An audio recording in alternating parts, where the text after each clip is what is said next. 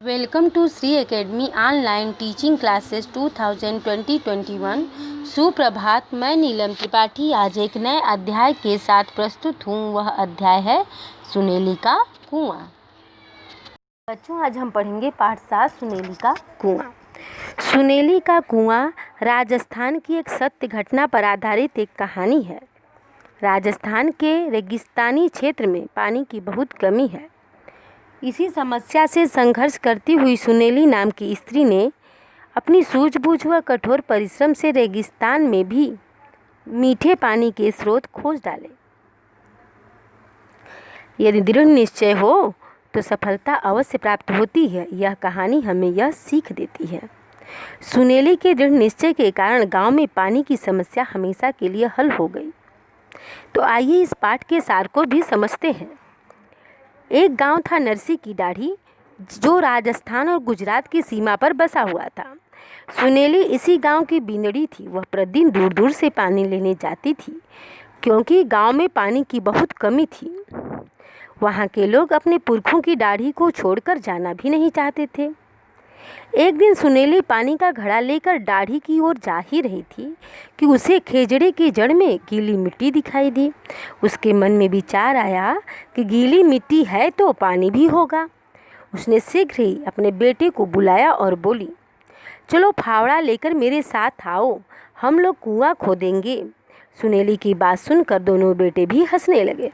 एक तो दौड़कर पिता के पास पहुंच गया और सारा हाल सुनाने लगा, परंतु सुनेली के मन में तो दृढ़ निश्चय संकल्प था। उसने किसी की एक न सुनी। उसे तो कुआं खोदने का जैसे भूत सवार हो गया। उसने पहावड़ा उठाया और खेजड़े की तरफ चल दी।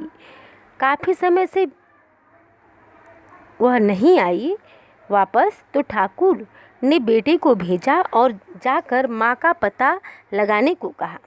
लड़का वहां पहुंचा तो उसके आश्चर्य का कोई ठिकाना ही नहीं रह गया। खिजड़े के नीचे गीली मिट्टी आ गई। तो इस पाठ का सार यह था कि यदि व्यक्ति के अंदर दृढ़ निश्चय हो तो कोई कार्य कठिन नहीं होता। जैसे राजस्थान और गुजरात की सीमा पर बसा हुआ एक गांव नरसी की दाढ़ी में एक युवती ने अपने कठोर परिश्रम से कठिन कार्य को कर डाला। राजस्थान यानी बंजर जमीन पर भी पानी निकाल दिया। वह जानती थी कि जहाँ पर गीली मिट्टी हो, जहाँ पर तिनके उगते हों, वहाँ पानी अवश्य होगा। यदि वहाँ पे पानी नहीं होगा तो तिनके वहाँ पर नहीं उगेंगे। यही विश्वास उसके मन में विद्यमान था और वह दृढ़ प्रतिज्ञ होकर वहाँ पर कुआं खोदने लगी। उसका यह साहस देखकर गांव वाले भी अचंभित हो गए और उसका पति स्वयं अचंभित होकर उसका साथ देने लगा। वह जान गया कि यदि गीली मिट्टी आ रही है तो वहाँ पर पानी भी अवश्य होगा। उसकी पत्नी का कथन सत्य है और सुनेली के मन में जो दृढ़ संकल्प की भावना थी, वही दृढ़ संकल्प की भावना उसके बच्चों में भी भर गई और उसके बच्चे भी उसका साथ देने लगे। इस तरह से पूरा परिवार के साथ देने से वह समस्या दूर हो गई। वहाँ पर हमेशा हमेशा के लिए पानी हो गया। दूर से पानी लाने की जो समस्या थी वो भी समाप्त हो गई। उसका बेटा देखा कि ताजी मिट्टी का ढेर पड़ा था। सुनेली तन मन से कुआं खोदने में तल्लीन थी। वहाँ पहुँचे उसके बच्चे और उसने माँ के हाथों से फावड़ा लिया, स्वयं मिट्टी खोदने लगे। ऊपर रेत निकल रही थी लेकिन नीचे मिट्टी नरम थी। दोनों में उत्साह दिखाई दे रहा था। सुनेली ने कहा, बेटा मुझे पूरा विश्वास है यहाँ पानी जरूर निकलेगा। अगर सब लोग मिलकर खोदें तो यह काम शीघ्र ही पूरा हो जाए। मैं तो खोदूंगी ही, चाहे महीनों लग जाएं। मैं तो अपने कार्य को करके ही दम लूँगी, अर्थात कुएं का पानी पीकर ही मरूंगी। तू खुदाई करता रह, मैं तेरे लिए रोटी लेकर आती हूँ। सुनेली बेटे के लिए रोटी लेकर वापस आई तो उसने देखा कि जवान हाथों ने उसके कामों को दुगुना आगे बढ़ा दिया। उसकी खुशी का ठिकाना न रहा। बेटा रोटी खाने लगा। सुनेली पुनः फावड़ा लेकर खोदने लगी। सायंकाल जब माँ बेटा दोनों घर लौटे तो उनके चेहरों पर प्रसन्नता झलक रही थी। दाढ़ी के लोगों ने उनका मजाक भी उड़ाया, लेकिन वे दोनों चुप रहे।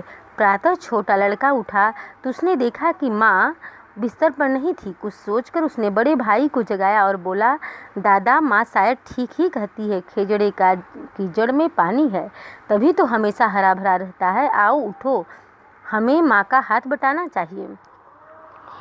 सुनेली के परिश्रम को देखकर उसका परिवार भी उसके साथ हो गया। उसके 2 बच्चे थे। उसको मेहनत करते हुए देखकर वो खुद कुआं खोदने लगे। यदि घर में बड़ों का साहस यदि प्रबल हो तो बच्चे भी साहसी होते हैं, यह ऐसा माना जाता है। और इस पाठ से भी हमें यह सीख मिलती है। लेकिन बात यह थी कि ये कुआं खोदना कोई कठिन कार्य, आसान कार्य नहीं था, यह बहुत ही कठिन कार्य था। फिर भी सुनेली के उत्साह में कमी नहीं था। वह पूरे विश्वास से कह रही थी कि पानी यहाँ पर जरूर निकलेगा और मैं इसको पीकर ही मरूंगी, अर्थात मुझे यह पानी प्राप्त होगा, चाहे भले ही महीनों लग जाए, मैं इस कुआं को खोदूंगी ही। सुनेली के बेटे के मन में भी अपनी माँ की तरह उत्साह भर गए और वे दोनों मिलकर गड्ढे को खोदने लगे। और उसकी खुशी का ठिकाना न रहा जब बच्चे कार्य करने लगे और दुगुना कार्य पहुंच गया तो उसकी माँ की खुशी का ठिकाना न रह गया। जब वह रोटी लेकर आई तो बच्चों का हाथ बटाने के लिए स्वयं पुनः फावड़ा लेकर उसकी खुदाई करने लगी, परिश्रम करने लगी। इस तरह से अपने अंदर वह दृढ़ निश्चय कर लिया था कि यहाँ से मैं पानी निकाल कर ही दम लूँगी, अर्थात यहाँ से पानी निकलेगा ही। सायंकाल जब माँ बेटे कार्य करके घर वापस लौटे तो वहाँ के गांव के लोग जो थे वो हंसने लगे कि ये लोग ऐसे बेकार में मेहनत कर रहे हैं, यहाँ पानी होने का कोई स्रोत ही नहीं। फिर भी हंसी मजाक की परवाह ना करते हुए उन दोनों ने माँ बेटे मिलकर उसका जो कार्य था कुआं खोदने का उसे जारी रखा। और एक दिन ऐसा आया कि वहाँ से पानी निकल पड़ा और यह देखकर दोनों भाई का उत्साह प्रबल हो गया। माँ भोर में ही उठकर कुआं खोदने के लिए चली जाती थी और उसके साथ साथ उसके 2 बच्चे भी चले जाते थे। बड़े भाई ने कुछ सोचा और छोटे भाई के साथ चल पड़ा। खेजड़े के पास पहुंचकर दोनों गड्ढे में उतर गए, कुआं खोदने लगे। माँ ने जब यह देखा तो वह गर्व से फूली नहीं समाई। तब ठाकुर भी वहां पहुंच गया। यह देखकर सुनेली के हाथों में हाथी के समान बल आ गया।